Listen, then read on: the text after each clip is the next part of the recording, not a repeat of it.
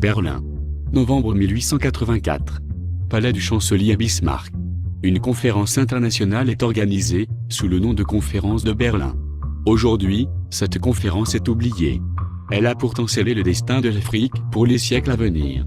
Son objectif était de se mettre d'accord entre occidentaux sur des règles d'occupation du continent. Deux conceptions s'opposent. D'un côté, Bismarck entend garantir la liberté de navigation et de commerce dans toute la zone. De l'autre, le Portugal, soutenu par le président du Conseil français Jules Ferry, conçoit les colonies comme un monopole commercial détenu par la métropole. Les discussions ont duré jusqu'en février 1885. Aucun Africain n'y sera convié, mais les diplomates qui ne connaissent pas l'Afrique et n'y mettront jamais les pieds, y traceront des frontières. L'Afrique fascine. Et en premier lieu, le baron de Courcelles. C'est précisément le baron de Courcelles qui a convaincu Jules Ferry de se lancer dans l'aventure coloniale. Face à lui, Sir Edward Mallet, dont le rôle a été décisif, 2 ans plus tôt, dans la conquête de l'Égypte par l'Angleterre, aux dépens de la France. La mentalité de Berlin, c'est de dire on va vous faire du bien malgré vous, en dépit de tout. On veut votre bien, on va vous faire du bien, que vous le vouliez ou non. Et surtout, soyez reconnaissants. C'est la première fois que la totalité d'un continent de 30 millions de kilomètres carrés est découpée par les Européens, entre eux, sans même demander leur avis aux Africains. Berlin a lieu à un moment où l'Occident, les puissances occidentales ont beaucoup de mal à percevoir en l'Afrique quelque civilisation que ce soit. Les plénipotentiaires qui siègent à Berlin sont inconscients. Ils sont inconscients et ignorants. Ils se croient bien informés sur une situation qui leur échappe totalement. D'abord, les populations africaines ont leur culture, leur civilisation, leur manière d'être.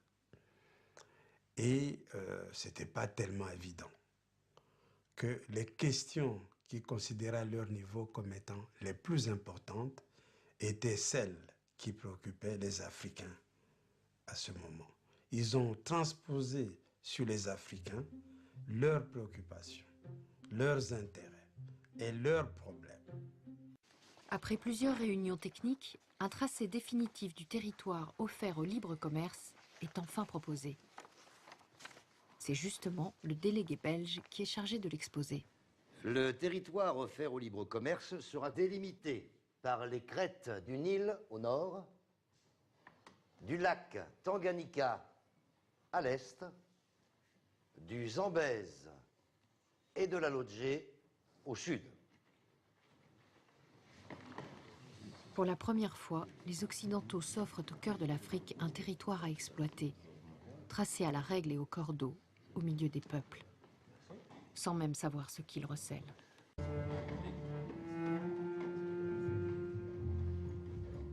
Notre question centrale, généralement associée à Berlin, c'est celle de l'esclavage. Et dont le projet colonial est constamment en train de négocier des tas de contradictions. Mais les colons, ils sont coincés. Parce que d'un côté, ils disent qu'ils veulent mettre fin à l'esclavage. Et donc, ils ne peuvent pas reproduire l'esclavage. De l'autre côté, ils ont très peur du travail libre. Et donc, ils adoptent une solution intermédiaire qu'est le travail forcé. Un travail qui n'est pas payé, qui n'est pas rémunéré, alors que l'on n'est pas esclave. On comprendrait si on était des esclaves. Et donc, le travail forcé, il a servi à une ou deux choses, il faut le dire. À construire des routes, des voies ferrées, des ports. Mais au fond, on aurait pu construire ces voies ferrées et ces ports à partir d'un travail libre. Le problème, c'est que on voulait faire une colonisation qui ne coûta pas cher.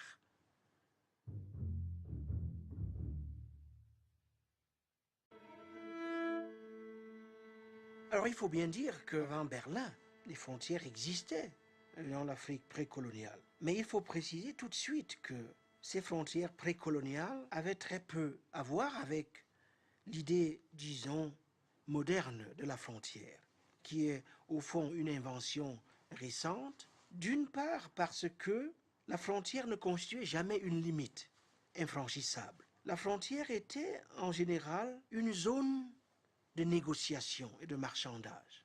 Elle était en fait un espace de mixité et de rencontre, et jamais une ligne de séparation.